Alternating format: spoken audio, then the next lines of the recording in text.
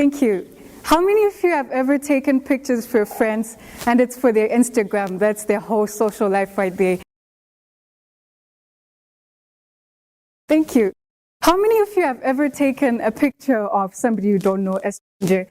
You've just met them and they ask you to take a picture of them. And they're looking beautiful, they're looking happy, and they're at a new place. How many of you have ever done that?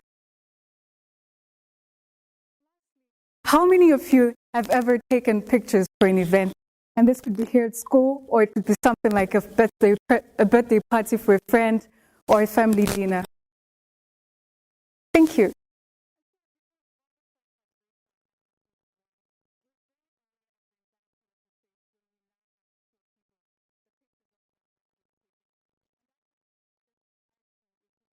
Photography has been used as a relay for a conception.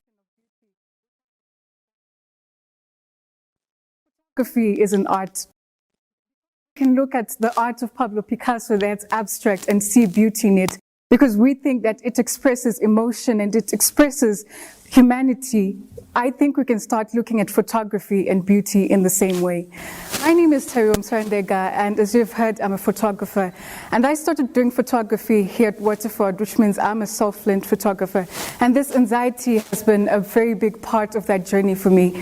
When after school events, I have to, before I send the link of the pictures I've taken, have I brought out the best in these people? Did I show their beauty? Did I show their passion whenever they were doing what they were doing?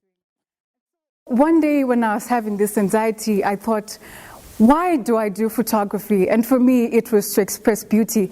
But it's not every time that I make a picture perfect golden ratio. Sometimes it is because I see beauty in unconventional, and that is what I want to talk about.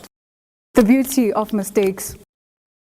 Now, this is a photo that I took with one of my friends, and it's a photo of the Elangeni Common Room, as you can see.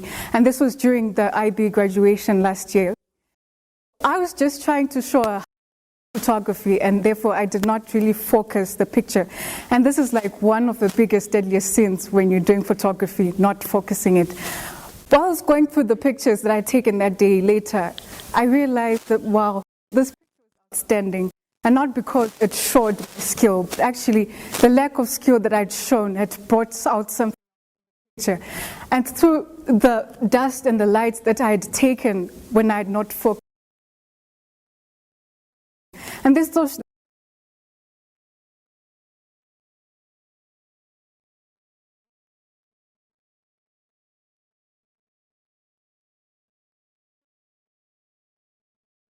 now, this is a flower that you see very often when you walk around. And I've noticed that as people, we're all culprits to this. We pay a lot of money to go on holidays, and we deserve it because our lives are stressful. We need to escape. What I find interesting, however, is that when we get to new places, we're more likely to see the beauty than when we actually start living there. And so there's this thing where we see beauty more when it's new to us. And when things we don't see beauty in them. And now this is a flower that's very unremarkable. It's supposed to be violet, but it's a faded white. But because I manipulated light and I manipulated focus, I actually brought out the beauty in that picture. And this shows that sometimes we need to be deliberate about. One of my teachers asked me that in your talk, are you going to imply that nothing is ugly?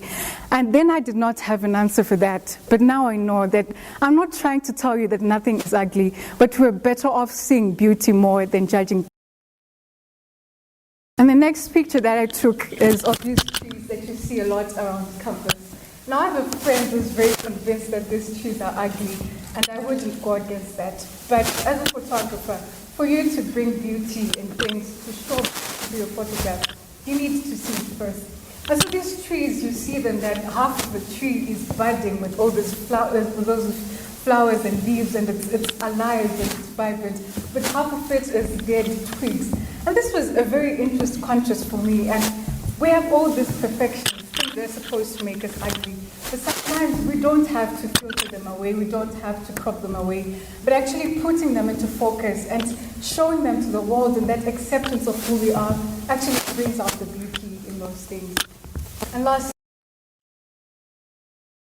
the beauty of moments. Now, to be honest, I just included this picture because I wanted to brag. I took a long time to actually take this picture. This was last year, third term. And you know, during third term, there's a lot of rain and thunderstorms.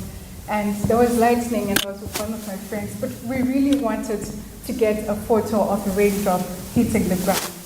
And for me, this was powerful because even before I produced the picture, I knew what it was going to mean to me and to the world, the beauty of moments. And this is the beauty of a picture where somebody is in mid-air and they're jumping and they're showing celebration, they're showing their happiness. But it's also the same picture that we take of people laughing, of friends. They're not trying to be beautiful, they're just being themselves. Or when somebody is doing something which they're showing so much passion for.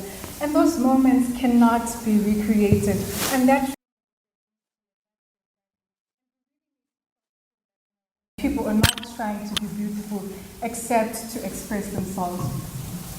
Now, this is very important to me because, as I mentioned earlier, for you as a photographer to show beauty in things and in people, you need to see it first. But for the common person, there's also a lot of benefits for you starting to see beauty. For example, it reduces the production of cortisol in the body. And cortisol is a stress-causing hormone. It affects the digestion, it affects your sleep. And so by making deliberate choices to actually start seeing beauty in the things around you, you're less prone to have stress. Secondly, it also enhances healing.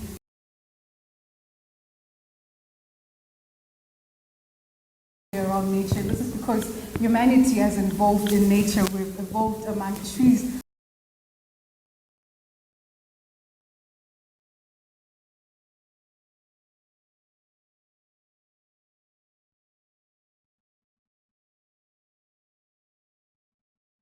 We are where we're supposed to be. We belong in very nature. And so when you start seeing beauty, you'll first.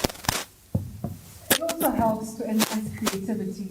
Now, creativity is something, I really believe that sometimes creativity is simply just taking things as something from somewhere, an idea, and applying it in a different way. And so when we see beauty in things, we're more likely to create it because we see beauty in things. And therefore, that unique beauty, we can therefore apply it to another. And lastly, it makes us more grateful. It makes us more grateful. And I believe that there's a subjectivity and a golden ratio. But I also believe that we can change our conceptions about beauty, and in that